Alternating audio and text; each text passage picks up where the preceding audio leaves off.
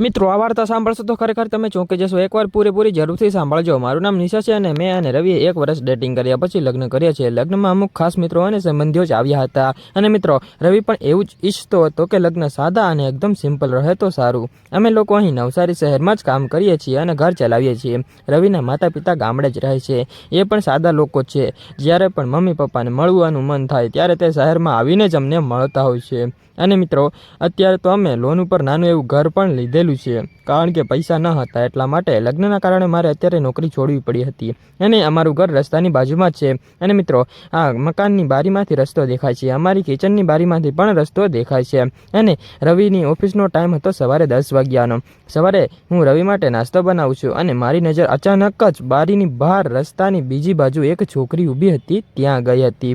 એ છોકરીને જોવામાં આવી હતી, મને દેખાણી। તેની ઉંમર લગભગ 26 વર્ષની હશે। તે અમારા ઘરની તરફ જોઈ રહી હતી। પહેલી વાર મેં એવું વિચાર્યું કે કોઈ હશે, પણ તે 3-4 દિવસ સતત મને ત્યાં દેખાઈ। મારા મનમાં વિચાર આવ્યો હતો કે હું ત્યાં જઈને તેની સાથે વાત કરું, પણ કદાચ કોઈ બીજું ઘર સમજીને મારા ઘરની તરફ જોઈ રહી હશે એવું મને લાગી રહ્યું હતું। અને સવારે મારા પતિ સૂતા હતા, તે દૂર ઊભી રહી હતી અને અમારા ઘરની તરફ જોઈ રહી હતી। અને મિત્રો આ વખતે હું બહાર ગઈ, તે મને આવતી જોઈને ગભરાઈ ગઈ હતી। એટલે મેં એને પૂછ્યું હતું કે શું તમે કશી પરેશાનીમાં છો, તમે કોઈને શોધી રહ્યા છો? ત્યારે તે ગભરાઈને બોલી હતી, રવિ અહીં રહે છે? મેં કહ્યું હા। તમે એને કેવી રીતે જાણો છો? એ વાત સાંભળીને તે ગભરાઈ ગઈ હતી અને ગભરાઈને જતી રહી। મેં પાછળથી એને અવાજ આપ્યો પણ તેને સાંભળ્યું નહીં। ત્યાર પછી એવું થયું મિત્રો, તે તમે સાંભળશો તો ખરેખર ચોંકાઈ જશો। હું મારા ઘરે પાછી આવી હતી। જ્યારે હું પાછી આવી હતી તો મારા પતિ જાગી ગયા હતા અને એણે મને પૂછ્યું હતું કે ક્યાં ગઈ હતી? ત્યારે મેં કહ્યું કે ખબર નથી, પરંતુ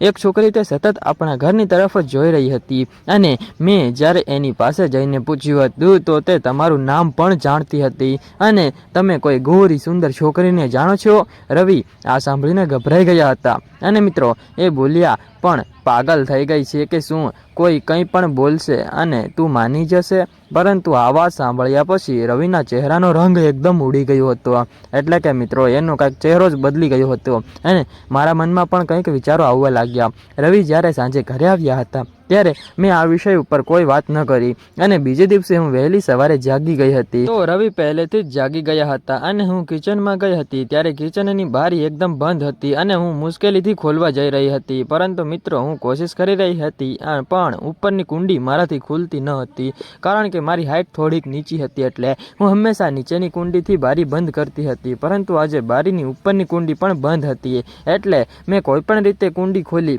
અને બારી ખોલી તો હું જોઈને હેરાન થઈ ગઈ હતી। ખરેખર મિત્રો તમે સાંભળશો તો તમારા પણ હોશ ઉડી જશે। રવિ ત્યાં પેલી છોકરી સાથે વાત કરી રહ્યા હતા, તે છોકરી પર ગુસ્સો કરી રહ્યા હતા અને છોકરી રડી રહી હતી અને રવિએ તેને આંગળી બતાવીને જવાનું કહ્યું હતું। અને મિત્રો આ બધું જ જોઈને મેં બારી બંધ કરી દીધી હતી, જેથી રવિને એવું જ થાય કે મેં આ બધું જોયું નથી।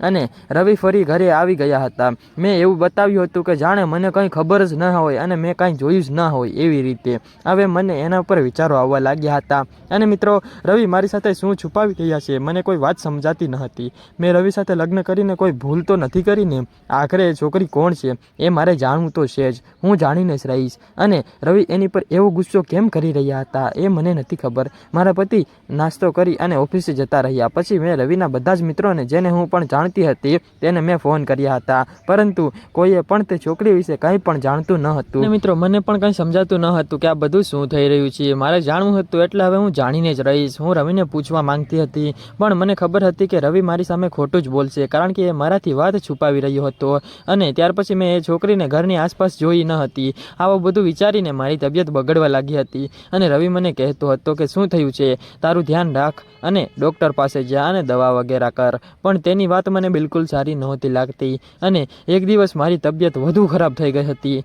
ત્યારે હું ઓટો રિક્ષા લઈને નજીકની હોસ્પિટલમાં ગઈ હતી। ડૉક્ટર પાસે દવા લીધી પછી હું હોસ્પિટલના પાર્કિંગમાં બેઠી હતી। ત્યાં હોસ્પિટલમાં મને તે છોકરી દેખાઈ અને તેને જોતાં જ જાણે મારી બીમારી ક્યાં ઉડી ગઈ મને ખબર જ ના પડી યાર, તરત જ બીમારી ગાયબ થઈ ગઈ। હું ઝડપથી તેની પાસે ગઈ, મેં તેનો હાથ પકડી લીધો અને કહ્યું, તે મારા જીવનમાં ઉથલ પાથલ મચાવી દીધી છે। બોલ, તે દિવસે મારા પતિ તારી સાથે શું વાત કરી રહ્યા હતા?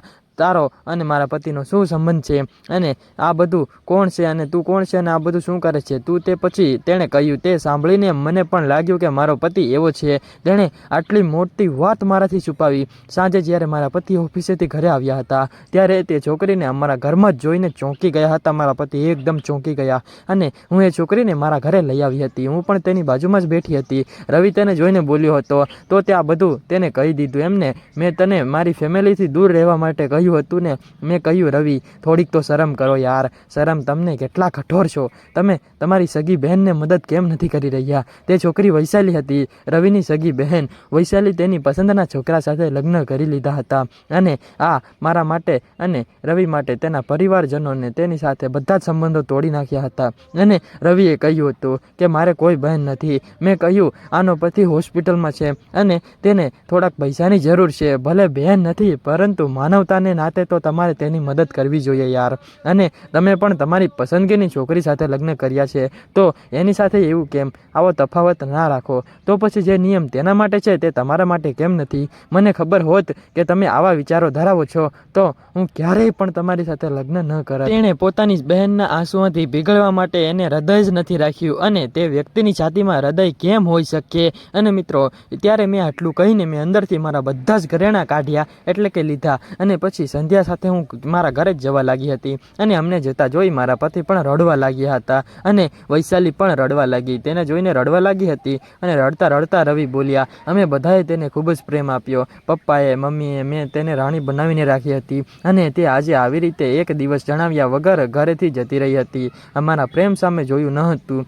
અને હું રાતભર રડતો રહ્યો હતો. તે ક્યાં હશે, કેવી હશે મારી બહેન? ત્યારે તેને ભાઈ અને પપ્પાની યાદ ન આવી અને હવે કેમ પાછી આવી? બહેન પણ બોલી હતી. ભાઈ, મને લાગ્યું હતું કે તમે માનશો નહીં યાર. એ બંને ભાઈ બહેનને રડતા જોઈને મારી આંખોમાં પણ પાણી આવી ગયા હતા. અને મિત્રો આ કહાની જેવી ઇમોશનલ છે. તમે પણ એવા થઈ ગયા કે શું?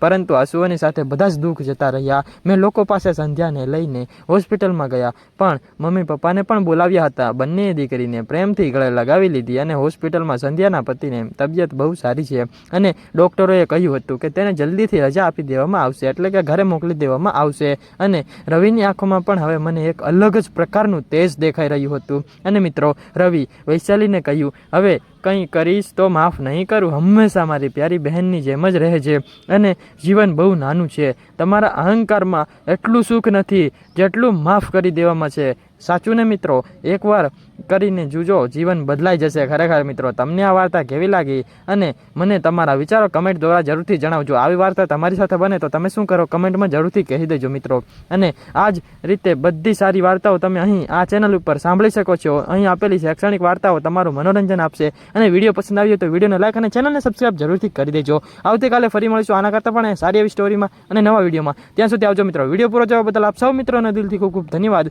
અને મિત્રો વિડીયોમાં આવેલા નામ, પાત્ર અને ઘટના બધું જ ફક્ત અને ફક્ત કાલ્પનિક હતું. તેનો કોઈ પણ વ્યક્તિ કે ધર્મ સાથે સંબંધ હોતા નથી. આ વિડીયો ફક્ત મનોરંજન માટે બનાવવામાં આવે છે. તો મિત્રો કાલ્પનિક રીતે જોજો અને મનોરંજન હેતુથી જ વિડીયો જોજો. ઓકે, ધન્યવાદ. આવતીકાલે ફરી મળીશું એક નવી વાર્તા સાથે. ત્યાં સુધી આવજો મિત્રો. ધન્યવાદ. સબસ્ક્રાઇબ કરી દેજો મિત્રો. ઓકે.